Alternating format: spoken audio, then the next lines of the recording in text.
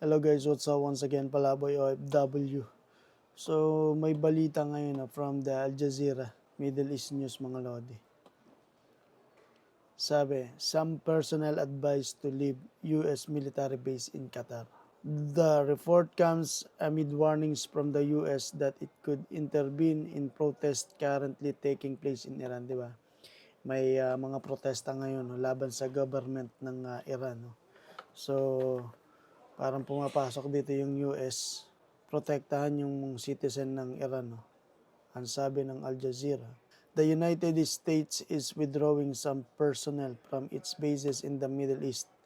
A U.S. official told the Reuters news agency after a senior Iranian official said Tehran had warned neighbors it would hit U.S. bases if Washington launches strikes on Iran. So sa mga kababayan natin dyan sa Qatar, mag-ingat tayo dahil nagbabanta ang Iran. Once na mag-launch ng strikes ang US air bases dito sa Qatar, gagante ang Iran syempre.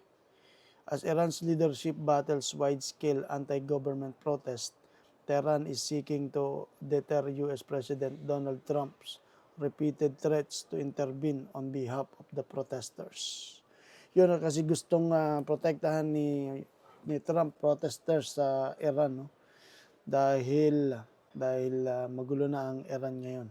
So para sa lahat ng mga OFW dyan sa Qatar, pinag-iingat po ng embassy ng Pilipinas dyan sa Qatar at ang ating gobyerno na maging mapanuri sa paligid na mga lodi. Gayong nagwi-withdraw na ng ibang personnel ang US airbase dyan sa Qatar.